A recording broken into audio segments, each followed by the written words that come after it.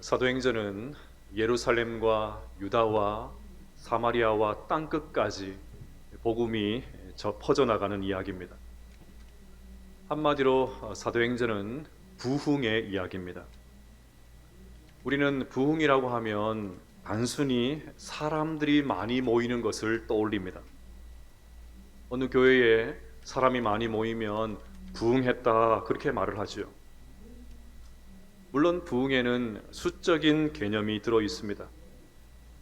이미 살펴본 대로 사도행전에도 3,000명, 5,000명과 같이 수적인 성장을 분명히 기록해 놓았습니다.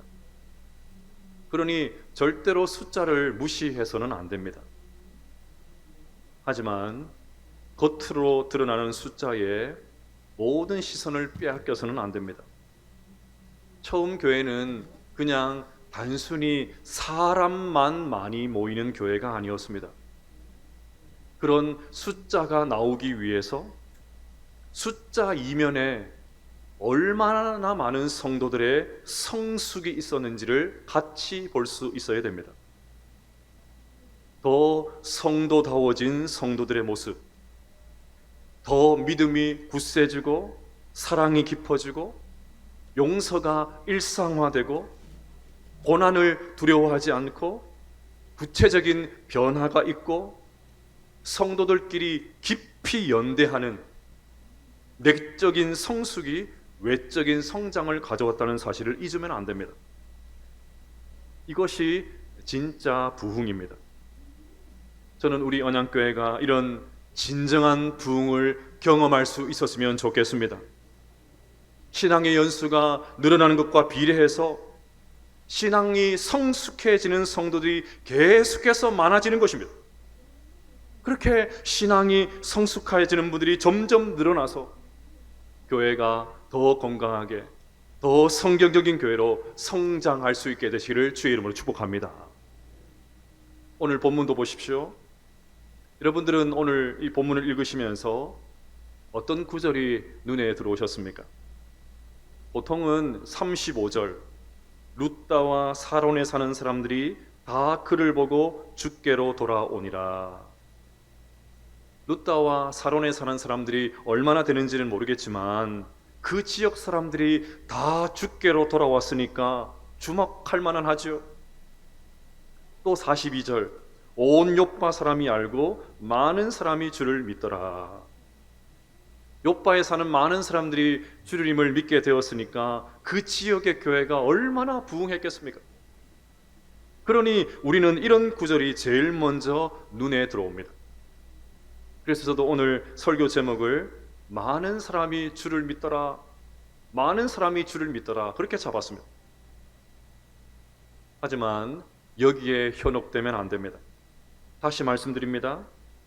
많은 사람들이 믿게 된, 많은 사람들이 주님을 믿게 된 배후에 도대체 어떤 일이 있었는지, 도대체 당시 성도들이 어떤 사람들이었기에 이런 결과가 일어났는지, 당시의 교회가 어떤 교회였기에 사람들이 흠모할 만한 그런 교회가 되었는지 이것을 먼저 물어야 됩니다. 그래서 오늘은 교회가 부흥하기 위해서 우리가 어떤 존재가 되어야 되는지 이것을 살펴보면서 은혜를 나누도록 하겠습니다. 첫째로, 생명이 살아날 때 교회는 부흥합니다. 오늘 본문에는 베드로가 8년째 중풍을 앓고 있던 에니아라는 남자를 고치는 사건과 이미 세상을 떠난 다비다라는 여자를 살리는 사건이 기록이 되어 있습니다. 그런데 이 두 사람을 고치는 베드로의 모습을 보면 예수님께서 이 땅에서 하셨던 사역을 연상하게 됩니다. 베드로의 이 치유 사역을 보면 예수님의 그림자를 아주 선명하게 볼 수가 있습니다. 먼저 에니아를 고치는 장면을 보겠습니다. 33절입니다. 거기서 에니아라는 사람을 만나면 그는 중풍병으로 침상위에 누운 지 8해라. 지역을 순회하면서 성도들을 돌보고 있었던 베드로는 룻다에서 에니아를 만났습니다. 그는 중풍병으로 8년째 병상에 누워 있었습니다. 말이 8년이지 옴짝달싹도 하지 못하고 같은 자리에 누워있는 애니야에게 이 8년은 얼마나 힘든 시간이었을까요? 동시에 그를 돌보는 가족들은 얼마나 이 8년 동안 고통의 시간을 보내었겠습니까? 그래서 베드로는 애니야가 부탁도 하지 않았는데 먼저 애니야에게 이렇게 말합니다. 34절을 보시면 베드로가 이르되 애니야야 예수 그리스도께서 너를 낫게 하시니 일어나 내 자리를 정돈하라 한데 곧 일어나니. 베드로는 주님께서 지금 자신을 통해서 이 불쌍한 애니야를 고쳐주신다는 확신을 가진 것 같습니다. 그래서 담대하게 선언을 합니다. 애니야야 예수 그리스도께서 너를 낫게 하시니. 여러분, 이 말을 어디서 많이 들어보지 않으셨습니까? 지금 베드로의 말은 예수님께서 중풍병자를 고쳐주셨을 때 하셨던 말과 거의 흡사합니다. 누가복음 5장 24절과 25절을 읽어보겠습니다. 시작. 중풍병자에게 말씀하시되 내가 내게 이르노니 일어나 내 침상을 가지고 집으로 가라 하시매 그 사람이 그들 앞에서 곧 일어나 그 누웠던 것을 가지고 하나님께 영광을 돌리며 자기 집으로 돌아가니. 아멘. 주님께서 일어나라고 명하시자 중풍병자가 즉시로 일어났습니다. 이 모든 과정을 옆에서 생생하게 지켜봤던 베드로였기 때문에 주님께 보고 배운 대로 애니야에게 일어나라, 일어나 내 자리를 정돈해라 담대하게 말할 수 있었던 것입니다. 다음으로 다비다를 고치는 장면을 보겠습니다. 40절을 보시면 베드로가 사람을 다 내보내고 무릎을 꿇고 기도하고 돌이켜 시체를 향하여 이르되 다비다야 일어나라 하니 그가 눈을 떠 베드로를 보고 일어나 앉는지라. 베드로는 이미 세상을 떠난 다비다를 향해서 다비다야 일어나라, 다비다야 일어나라 소리쳤습니다. 이 말을 아람어로 하면 다비다쿰, 다비다쿰입니다. 여러분, 이번에도 즉각적으로 생각나는 말이 있죠. 예수님께서 해당장 야이로의 죽은 딸에게 이렇게 외치셨습니다. 달리다쿰, 소녀야 일어나라. 달리다쿰. 알파벳 단어 하나만 다르고 똑같습니다. 그러니 베드로는 지금 예수님께서 하셨던 일과 똑같은 일을 하고 있습니다. 자, 그러면 여기서 질문이 생깁니다. 도대체 베드로는 어떻게 예수님께서 하셨던 일과 똑같은 일을 할 수 있었을까? 베드로의 능력이 탁월해서가 아닙니다. 요한복음 14장 12절 이런 말씀이 있습니다. 내가 진실로 진실로 너희에게 이르노니 나를 믿는 자는 내가 하는 일을 그도 할 것이요 또한 그보다 큰 일도 하리니 이는 내가 아버지께로 감이라. 나같이 부족한 사람이 어떻게 주님이 하셨던 일을 하고 주님이 하셨던 일보다 더 큰 일을 할 수 있나? 그런 교만한 생각은 하지도 말아야 되지. 아닙니다, 여러분. 오늘 베드로를 보십시오. 그는 이 주님의 말씀을 믿었습니다. 그래서 8년 동안 중풍병을 앓고 있는 애니야에게 일어나 내 자리를 정돈해라. 이미 죽은 다비다를 향해서 다비다야 일어나라, 다비다쿰 담대하게 선포했습니다. 저는 본래 이 설교를 구상하면서 이 대목에서 우리도 세상을 향해서 이렇게 말해줄 수 있는 공동체가 되어야 됩니다, 이런 식으로 적용을 하려고 처음에는 생각을 했습니다. 그런데 설교를 준비하면서 그것이 먼저가 아니라는 사실을 알게 되었습니다. 저는 여기서 우리 교회를 향한 중요한 기도 제목 하나를 발견합니다. 그것은 바로 생명의 역사입니다. 우리가 먼저 생명의 풍성함을 누려야 됩니다. 우리가 먼저 영혼이 살아나는 경험을 해야 됩니다. 우리가 세상을 향해서 애니야야 예수님이 너를 낫게 하시니 일어나라, 다비다야 일어나라 이 말을 하기 전에 우리의 영혼이 먼저 일어나는, 우리가 먼저 생명의 역사를 경험을 해야 됩니다. 여러분, 생명이 생명을 낳습니다. 생명이 있는 사람이 생명을 낳아요. 생명이 생명을 낳게 되어 있습니다. 우리 안에 생명이 있으면 반드시 다른 사람의 생명을 살리게 됩니다. 내가 예수님 때문에 살아났다면 살아난 우리를 보고 사람들이 몰려오게 되어 있습니다. 우리 교회 안에 생명의 역사가 풍성하게 일어나면 세상을 살면서 숨이 막혀서 죽을 것 같은 사람들이 살기 위해서 교회를 찾게 되어 있습니다. 우리 안에 생명이 살아나는 역사가 풍성하면 반드시 사람들이 우리를 주목하게 되어 있습니다. 그렇게 생명의 역사를 풍성하게 경험한 다음에, 우리가 먼저 생명을 경험한 다음에 우리는 소망을 잃어버린 사람들을 향해서, 하루하루 암담한 시간을 보내는 사람들을 향해서, 두려움으로 한숨 짓고 있는 사람들을 향해서 예수님이 당신을 낫게 하십니다. 아무개여 일어나라, 아무개여 일어나라, 담대하게 선포해야 됩니다. 중풍병자가 낫고 죽은 사람이 살아나지 않아도 상관없습니다. 그것은 우리가 할 일이 아니고 하나님께서 하실 일입니다. 중요한 것은 먼저 생명을 경험한 우리가 예수님의 심장으로 무장하는 것입니다. 우리 안에 생명이 있으니까 긍휼히 여겨야 될 사람들이 보이면 함께 긍휼히 여기는 거예요. 아파하는 사람들이 보이면 함께 아파해 주는 것입니다. 신음하는 사람들이 보이면 함께 신음해 주는 것입니다. 그렇게 진짜 살아있는 사람, 생명을 느끼는 사람, 그런 사람이 되는 것이 중요한 것이죠. 여러분, 세상은 교회가 입 바른 말을 아무리 번듯하게 해도 전혀 관심 가지지 않습니다. 교회 건물이 얼마나 크고 얼마나 많은 사람들이 모이냐 별로 관심 갖지 않습니다. 아무리 많은 사람들이 모여서 아무리 큰 행사를 그럴듯하게 마쳐도 세상은 눈길 한번 주지 않습니다. 세상의 관심은 하나밖에 없습니다. 하나님이 정말 생명이라면, 십자가가 정말 생명이라면 그 생명이 성도들 안에, 그 생명이 교회 안에 있느냐는 것입니다.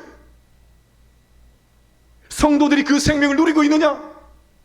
하나님이 진짜 생명이라면, 십자가가 정말 생명이라면 그 생명이 너희들 안에 있느냐? 그래서 성도들이 그 생명의 기운을 지금도 계속해서 뿜고 있느냐?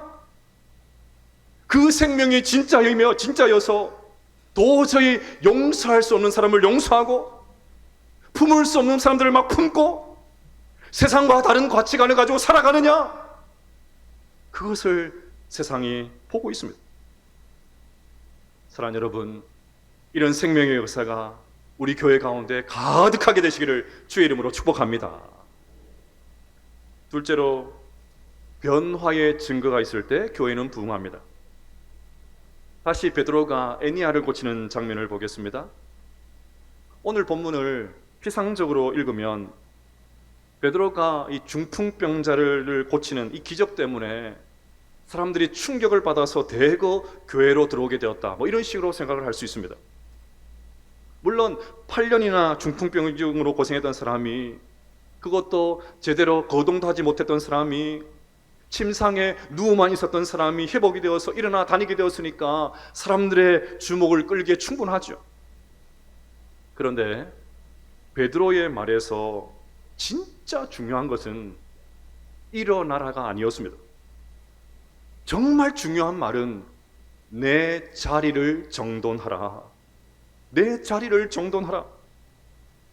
몸이 회복되고 고침을 받는 것 매우 시급하고 중요한 일이지만 베드로는 단순히 몸이 회복되는 것을 넘어서 중풍병자의 삶이 회복되기를 원했습니다. 그래서 내 자리를 정돈하라고 했던 것입니다. 그 전까지는 다른 사람의 도움으로 다른 사람이 너의 자리를 펴주었지만 이제는 네가 직접 네 자리를 정돈하고 더 나아가서 다른 사람들의 자리를 펴주는 그런 인생이 되라는 것입니다. 지금까지는 그저 도움을 받는 데 익숙한 그런 삶을 살았지만 이제는 네가 다른 사람을 위해서 다른 사람을 도와주는 그런 인생을 살라는 것입니다. 이런 측면에서 믿음은 삶을 정돈하는 것이라고 정의할 수 있습니다. 믿음은 삶을 정돈하는 것입니다. 단순히 예수 믿어서 구원받고 죽어서 천국 가는 것, 그것으로 만족해서는 안 됩니다. 구원받았다는 사실에 안주해서 여전히 이전에 죄악된 삶을 살아서는 안 됩니다. 예수님을 믿어서 새 생명을 얻게 되었다면, 정말 내 안에 새 생명이 들어있다면 죄로 엉클어진 그 삶이 반듯하게 정돈되어야 됩니다. 내가 정말 하나님의 자녀가 되었다면 욕망의 노예가 되어서 무절제하게 살았던 그 자리를 깨끗하게 정돈할 수 있어야 됩니다. 내가 정말 성도가 되었다면 이기심으로 똘똘 뭉쳐서 그저 나 자신만 생각했던 그 자리를 털고 일어나서 다른 사람의 마음을 헤아리는 그런 사람이 되어야 됩니다. 자, 이런 측면에서 오늘 본문에 나오는 다비다는 우리 성도들이 이 땅에서 어떻게 살아야 될지를 보여주는 매우 훌륭한 이정표가 됩니다. 다비다를 설명하는 구절을 같이 한번 읽어보겠습니다. 36절입니다. 시작.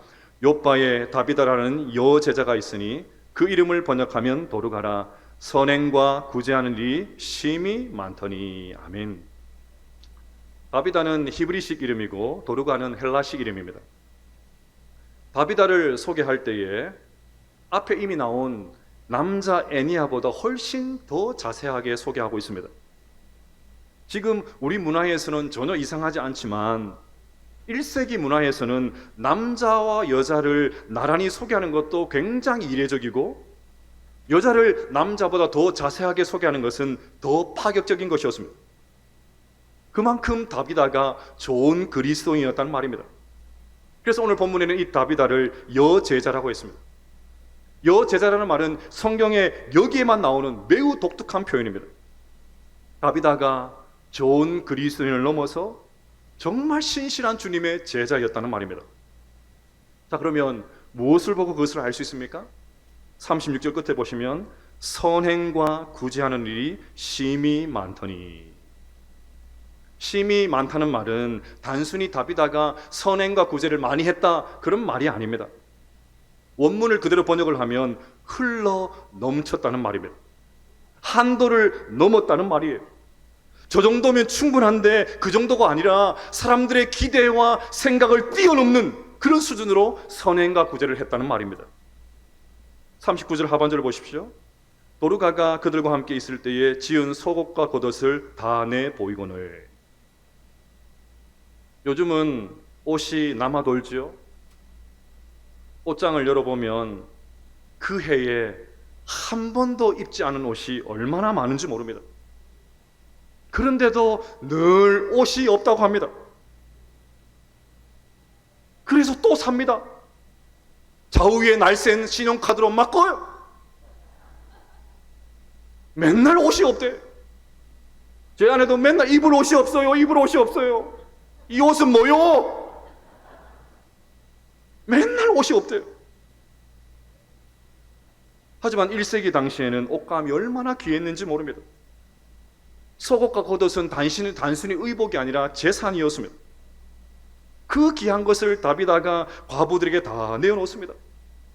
그것도 손수 자신이 옷을 만들어서 당시 사회에서 가장 극빈자층이라고 할 수 있는 과부들에게 나누어 주었습니다.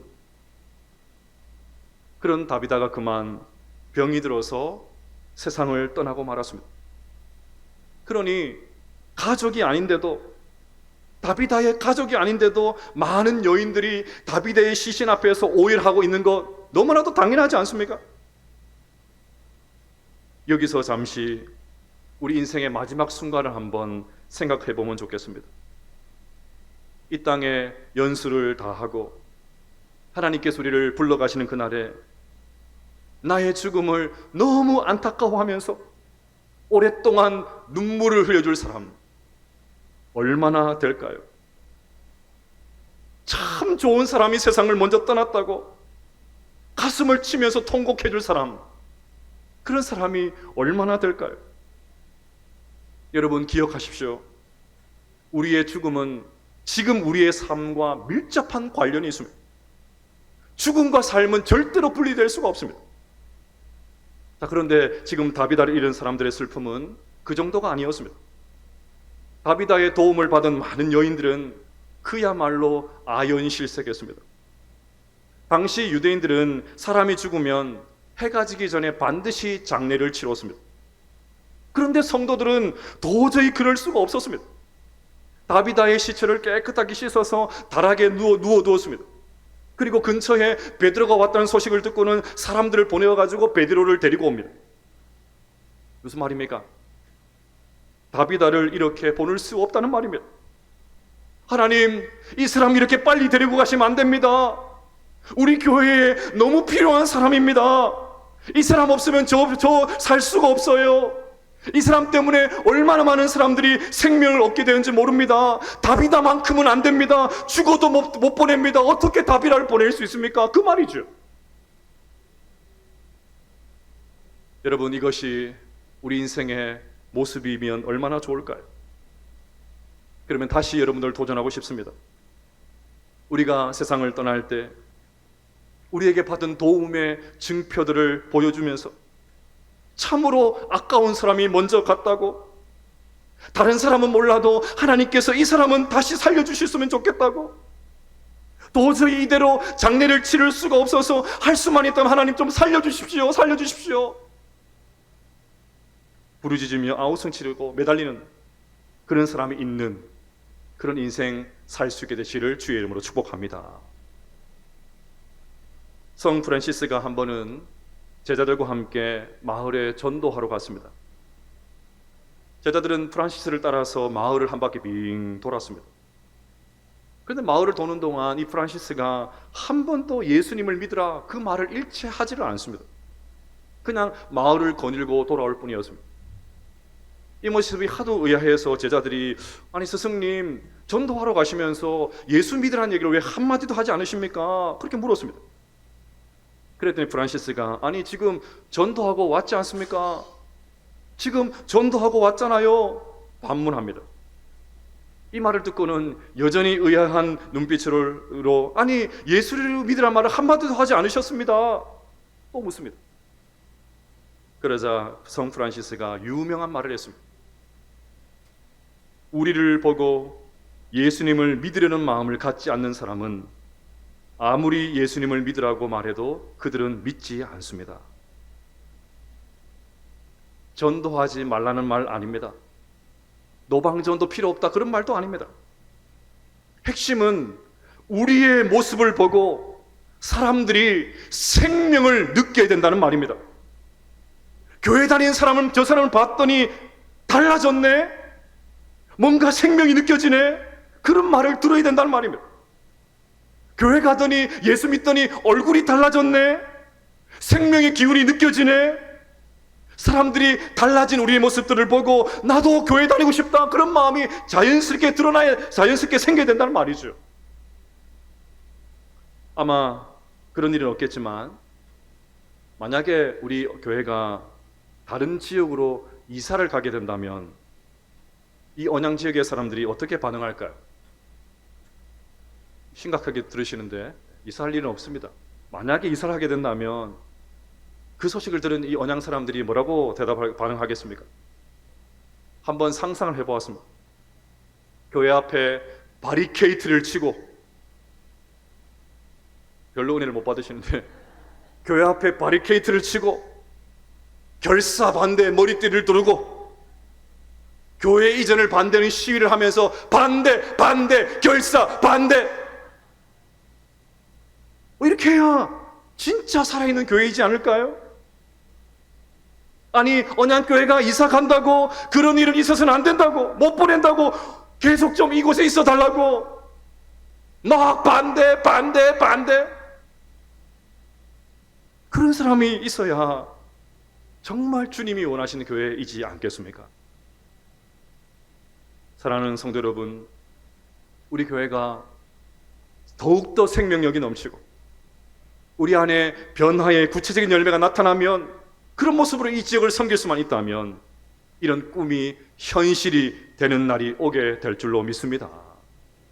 자, 이런 측면에서 오늘 35절과 42절 말씀을 우리 언양교회 이름을 넣어서 좀 바꾸어서 함께 읽으면서 설교를 마치도록 하겠습니다. 먼저 35절 읽겠습니다. 시작. 언양에 사는 사람들이 다 그를 보고 주께로 돌아오니라. 아멘. 온 언양 사람이 알고 많은 사람이 주를 믿더라. 아멘.